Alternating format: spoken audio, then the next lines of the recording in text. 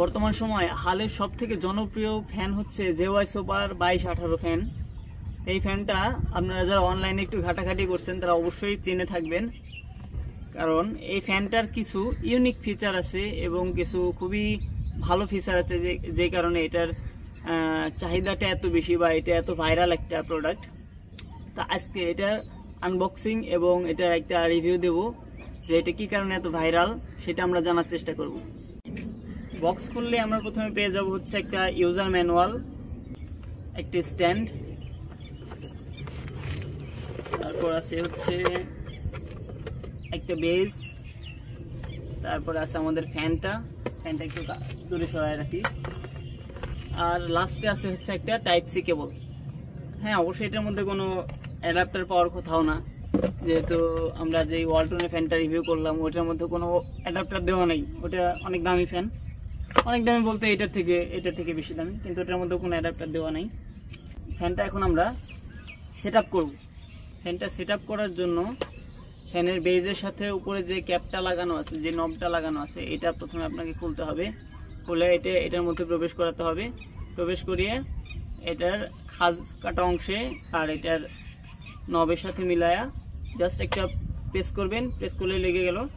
দেন হচ্ছে এটা আপনি প্যাচ দিয়ে লাগাই দেবেন। আর তারপর এই বেসটা প্যাচ দিয়ে লাগাই দিলেই হয়ে গেল। দ্যাটস ইট, আমাদের ফ্যান কিন্তু সেট আপ ডান। তো এই ফ্যানটার ওভারলুক যদি আমরা বলতে যাই, তো এখানে দেখেন দুইটা বাটন আছে। এটা হচ্ছে ফ্যান চালানোর বাটন আর এটা হচ্ছে অসিলেশন বাটন। এটা লাইটের মতো দেখতে হলো, অনেক লাইট ভেবে ভুল করে, বাট এই ফ্যানটায় কোনো লাইট নাই। এটার অন্য একটা মডেল আছে জেওয়াই সুপার 2217, ওইটাই লাইট আছে, কিন্তু এটাই কোনো লাইট নাই।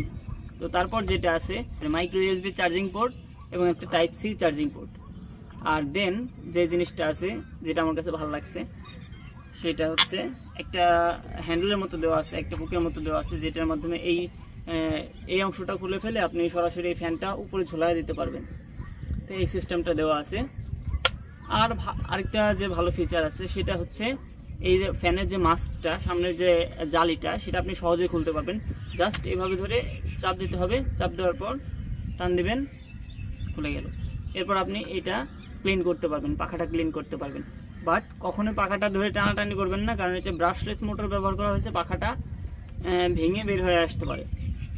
সেজন্য একটু সাবধানে থাকবেন। আবার এটা লাগানোর সময় জাস্ট এই ঘাতে ফেলে জাস্ট এমনি একটা ক্লকওয়াইজ একটা প্রেস করলেই লেগে যাবে।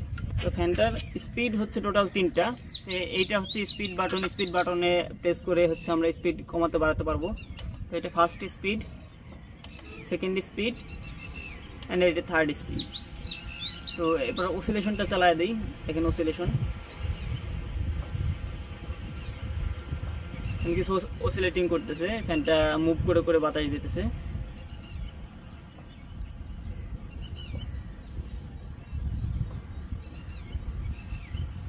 তো এরকম অসিলেশনটা অফ করে দিই, ফ্যানটা অফ করে দিই। তো এই ফ্যানটার মধ্যে ব্যবহার করা হয়েছে 4000 মিলিঅ্যাম্পিয়ারের ব্যাটারি। 4000 মিলিঅ্যাম্পিয়ারের ব্যাটারি ব্যবহার করা হয়েছে, যার ফলে এই ফ্যানটা হচ্ছে আপনার ফুল স্পিডে 3.5 ঘন্টা ব্যাকআপ দেবে। তো আমি অনেকগুলো ফ্যান ইউজ করছি, এটার অনেকগুলো ফ্যান টেস্ট করে আমি 3 ঘন্টা 45 থেকে 3 ঘন্টা 50 মিনিটের মতো পাইছি। কিন্তু কোম্পানি ক্লেম করছে হচ্ছে এটা 4 ঘন্টা ব্যাকআপ পাবেন ফুল স্পিডে, বাট এটা 4 ঘন্টা দেয় না, এটা যে বলুক। আর এটা যদি লো স্পিডে চালান তাহলে 7 থেকে 8 ঘন্টার মতো ব্যাকআপ পাবেন, আর যদি মিডিয়াম স্পিডে চালান তাহলে 5 থেকে 6 ঘন্টা।